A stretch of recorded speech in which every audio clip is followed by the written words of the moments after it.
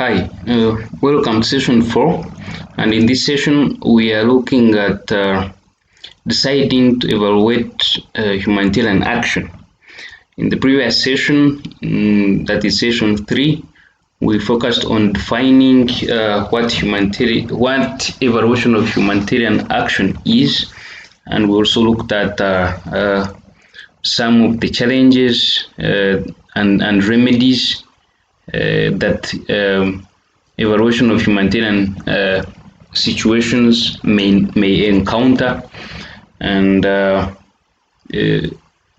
so in this session, we are focusing on issues to consider when deciding to do an evaluation, purpose-oriented evaluation, and then conducting evaluability assessment, but also considering issues of ethics in evaluation of humanitarian action. So let's get started. A reminder of what evaluation of humanitarian action is. So again, systematic impartial examination of humanitarian action or interventions, if you may, of course, with an intention of getting lessons that may influence policy and practices, but also enhancing accountability. Okay, so the main issue here is that kind of planned, systematic evaluation, but also independent in a way to improve credibility, to be able to draw lessons that can enhance practice, but also to improve on accountability. And as we shall see, accountability for different purposes and for different stakeholders. Okay, so deciding to evaluate. So we are saying that whether evaluation commissioning is by a donor or by the organization, by organization management, there must be assessment of whether evaluation is needed and when it is needed. Otherwise, if such assessment is missing, then some evaluation may be carried out without any purpose, and therefore for no use, and therefore wastage of resources. Okay, so such decision to decide whether to evaluate or not depends on the purpose. Is the evaluation needed for accountability? Is it needed for learning? And of course for both. Okay, and in that case, the decision also is based on the findings from the evaluability assessment, as we shall see later on. So, evaluation for accountability purpose. So, accountability can be for top management, it can be for donors, it can be for affected people, it can be for stakeholders, but there must be some kind of accountability for the resources that have been utilized and for the activities that have been done within a particular humanitarian action. And of course, the need to find out what is most appropriate and what is cost effective option or alternatives for whatever evaluation is needed. So the key questions may be whether to ask what kind of accountability is to be evaluated for, and for whom. Is the evaluation the appropriate or best option? In that case, if we are to test accountability, or we can use other options such as auditing and other available alternatives, or should even evaluation be linked to other accountability arrangements? So all these are questions that may pop up when you're trying to decide whether you want to evaluate or not. Okay, of course, for purposes of accountability. So there are different types of accountability that evaluations might consider. So could be evaluation for accountability for the affected people. So in that case, evaluation can be done to be able uh, to provide all those findings and information for people to know that okay, the resources that were allocated, or this is how things have been done. Or it could be purpose evaluation for purposes of strategic accountability, of which organizations mandate that there must be for purposes of planning and so on, or managerial accountability on regarding how things or how the whole humanitarian action was managed by the different responsible persons or institutions and agencies. It could be for financial accountability, maybe the donors, maybe the Norwegian Refugee Council or whatever, or UNF or UN or World Health Organization dispatched some kind of funding through NGOs and so on, and therefore they require some kind of evaluation to determine how such funding was done. Or it is contractual accountability, whereby maybe some contracts were made, and therefore such accountability is needed to be able to establish whether things were done according to the contract stipulations. Or it could be relation accountability, or it could be legal accountability. But of course, the question that we asked earlier is that is it necessary to do evaluation for accountability? Is the evaluation needed anyway, or we can use other options or alternatives to be able to get the information that we would get through evaluation, and use that particular information for policy or improved practices. Okay, so decisions may be taken to consider other accountability options rather than evaluation. Of course, basing on the needs that the type of accountability that is at hand, but also the resources and capacity of the organization to do such evaluation. So other alternatives may be dialogues and consultation with affected people. In that case, you can get the information you need, whether maybe they got the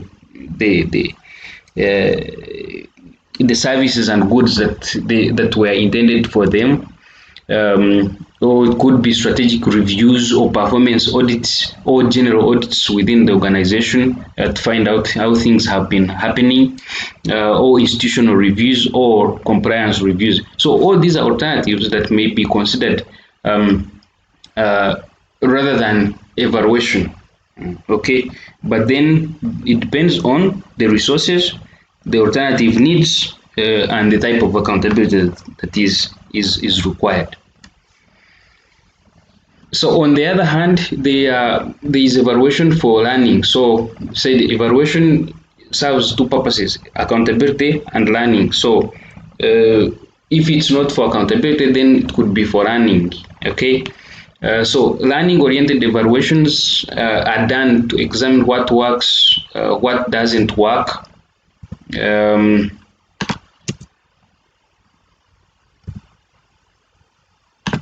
what doesn't work,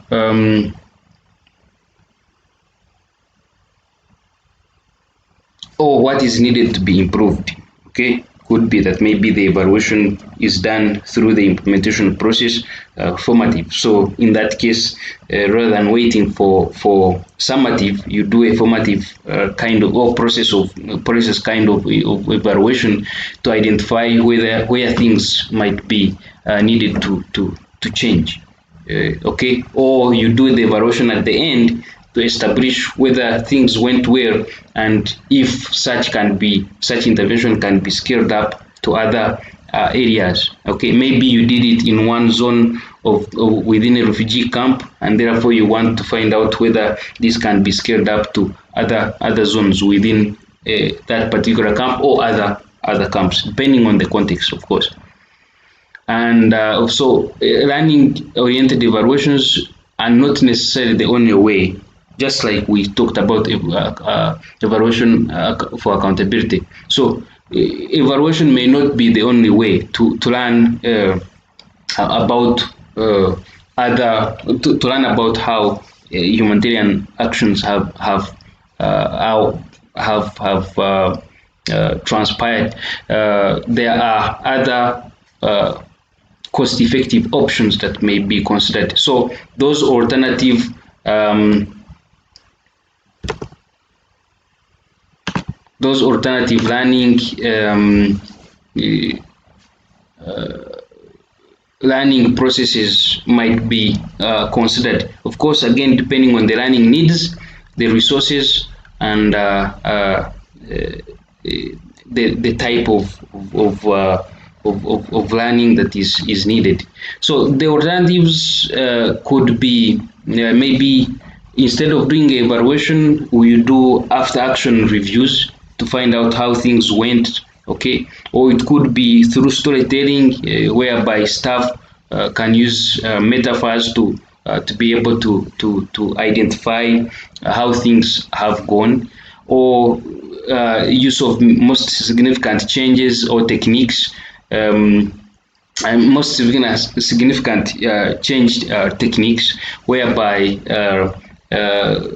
processes of learning can be identified to be able to establish and find out where most significant changes have happened, and therefore a focus on those bigger changes to be able to identify or attribute whatever is happening. Okay, or appreciative inquiry, whereby the affected persons or staff can be interviewed or involved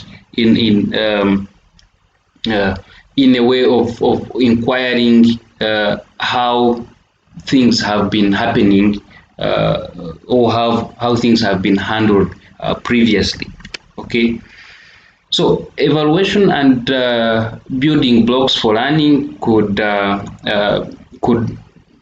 could involve a supportive learning environment, e.g., maybe an organization that is flexible, that also allows or what is called positive deviance, whereby people can be innovative and are willing to explore more, and therefore be able to use such options to freely and openly discuss, innovate, and share, and also question and facilitate anything that is happening within the intervention or within the organization, and therefore such supportive environment can help can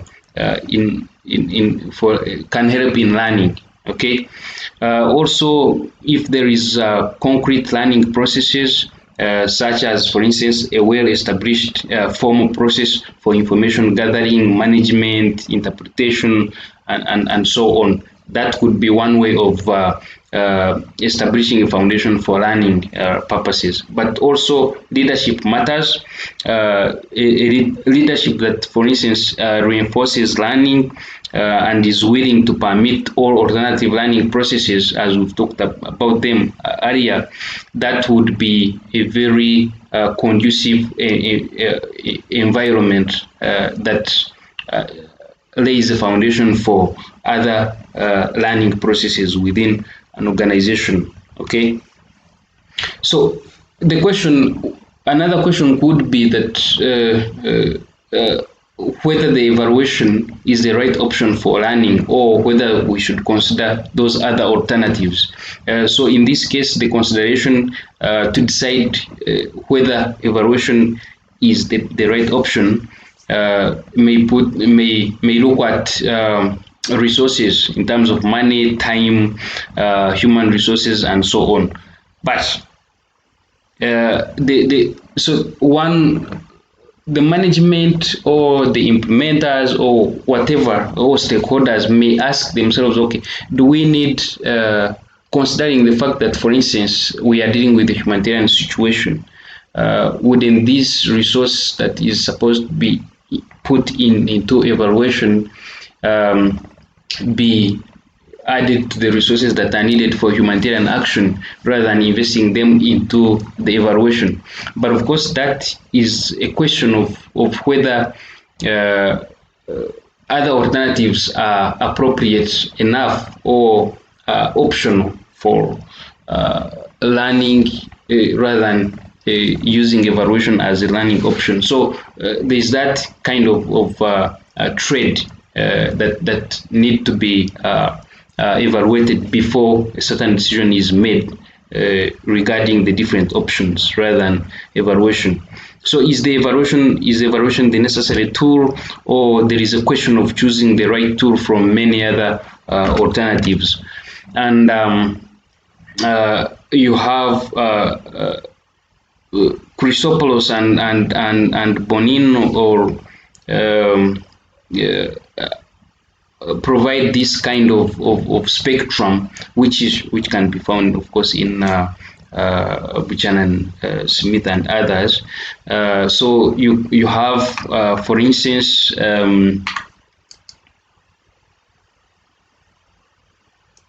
you have from for instance, after action reviews, which may not necessarily require the other more streamlined systematic evaluation.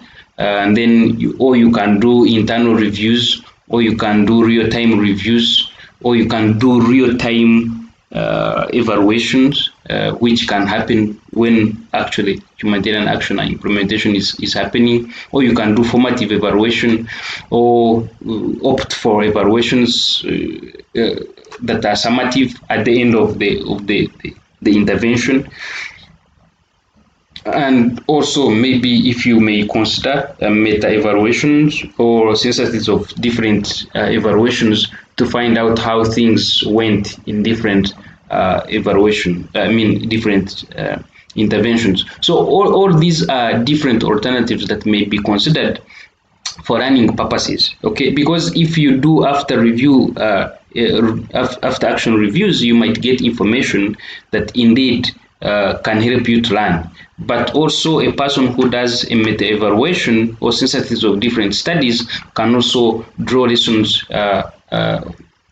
for learning, to be able to improve on practice and make better decisions, but also to enhance accountability. Okay, so there is a whole spectrum of different alternatives that can be used for carrying out evaluation for learning.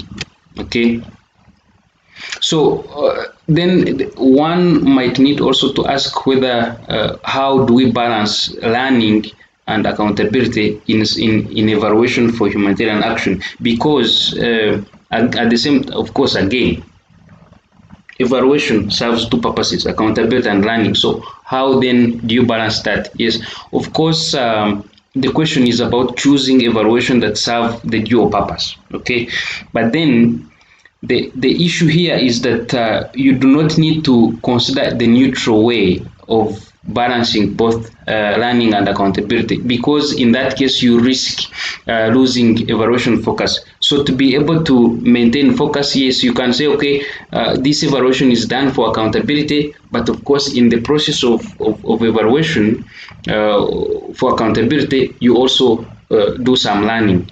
Or you can choose to focus on learning, but also, of course, through the process of gathering information for learning purposes, you're also in a way serving the accountability purpose. Okay, so you consider elements of evaluation, such as, of course, terms of references, evaluation team, the composition of the evaluation team, what approach are you taking or design, the methods, whether you want to do mixed methods or qualitative or quantitative alone, the management of the information or management styles, and then also the dissemination of the information that you would have to gather from certain evaluation. So some of the key guiding questions may be, okay, which purpose is more important? Is it accountability or learning, or both? And that itself should be able to guide you on what to choose to focus on. Okay, but again, if I may repeat this, not in a neutral way, to be able to stay focused. Okay, if it is accountability, then for whom and for what? If it is learning, then by whom and who? How is learning going to happen? Of course, for different stakeholders. Okay.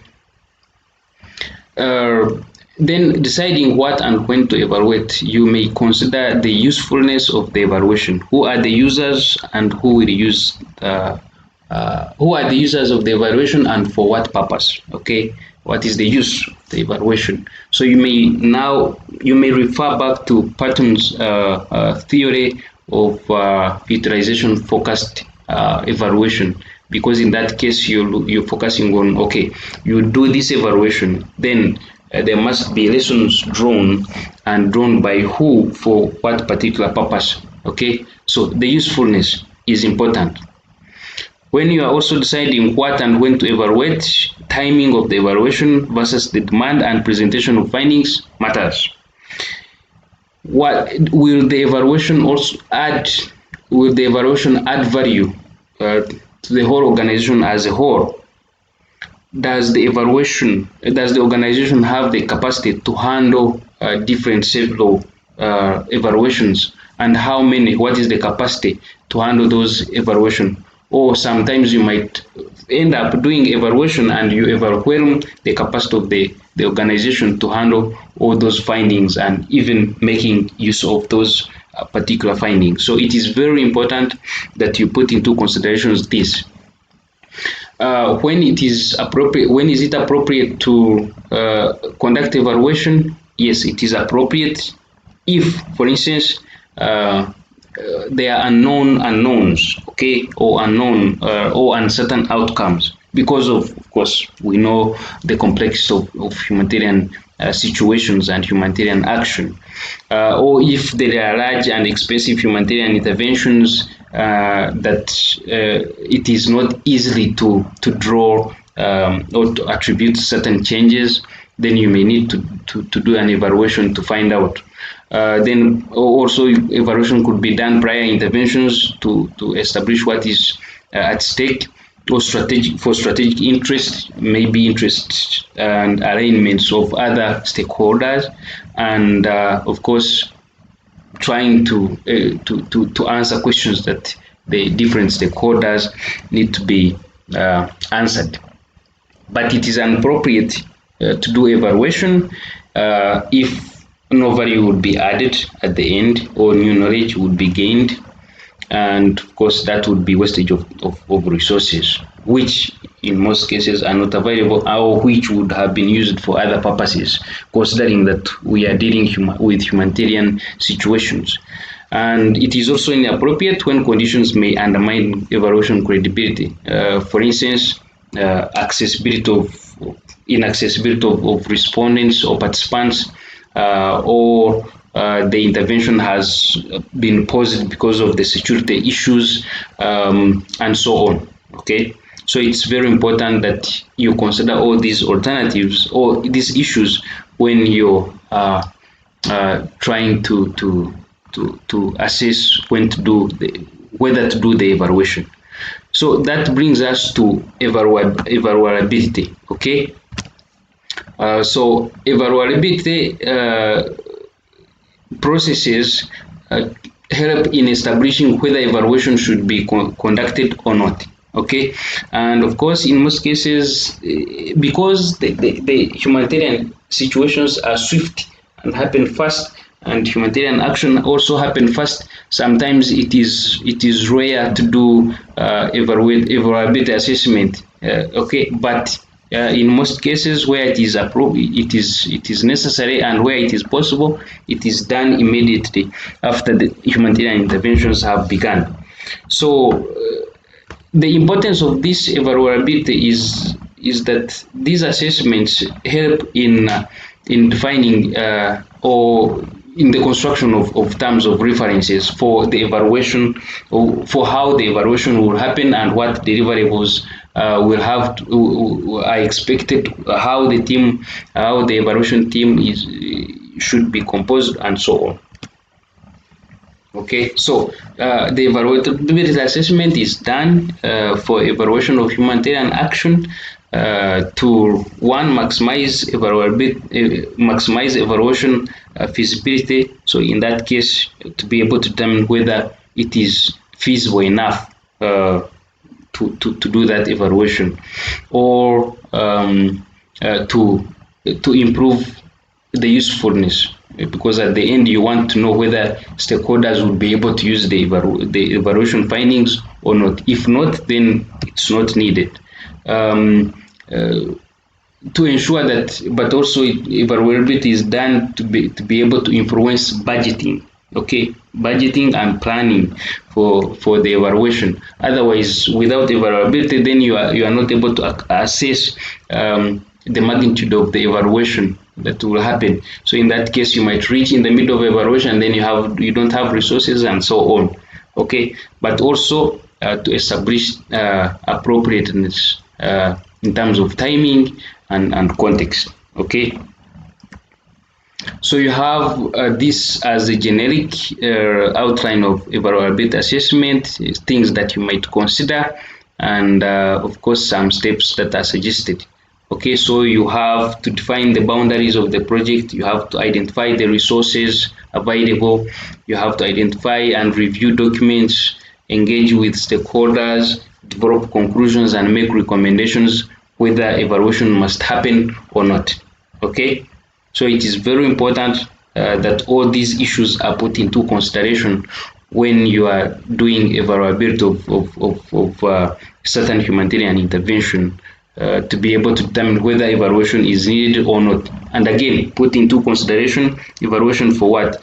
For learning, for accountability, or for both, or there are other options that might be adopted instead of doing the actual evaluation.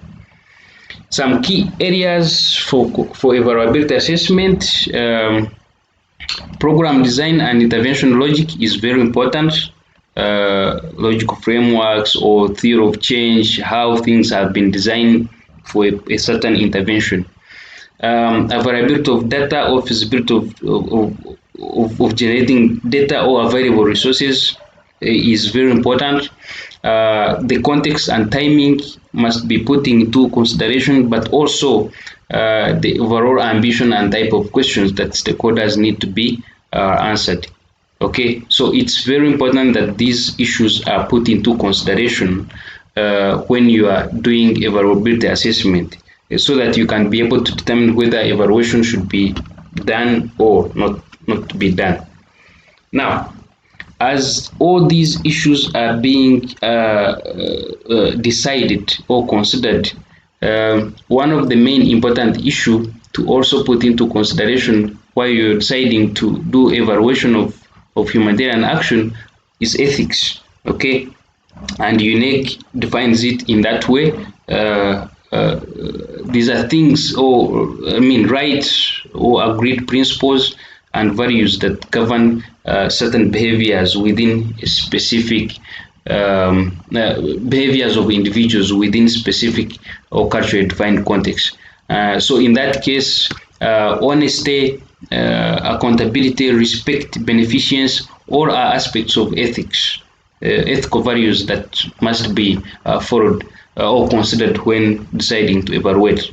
How will all these things be guided? So there, some organizations have established ethical guidelines for evaluation of humanitarian action.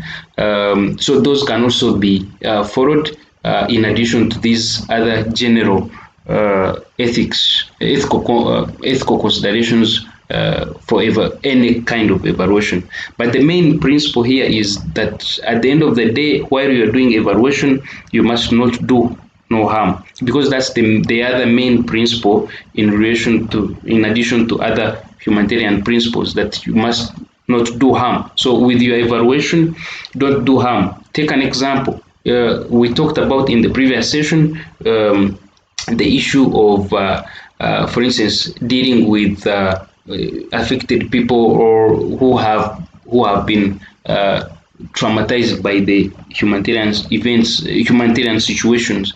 So in that case, you do not want to engage them um, uh, through processes that would increase more harm. Or for instance, if I mean, instead of also considering the most vulnerable, such as children and women who are mostly affected by humanitarian situations, you are only concentrating on certain groups of individuals while ignoring others. Even when you are doing your evaluation and you're collecting data, you are not considering perspectives of others. So in that case, you are not actually following the ethical considerations. So the team also must be, of course, culturally competent enough to be able to be sensitive to certain aspects. Okay. Bottom line is that evaluation decisions depend on the purpose of evaluation, whether it is accountability or whether it is learning or both. And the timing and context definitely determine evaluation credibility at the end. So it's very important to consider those. And it is very important to put into consideration and determine the appropriateness of the evaluation, whether it should be done or not, or whether other alternatives could be adopted to do rather than the evaluation. Okay, these are reading resources that might help you to do so. So thank you.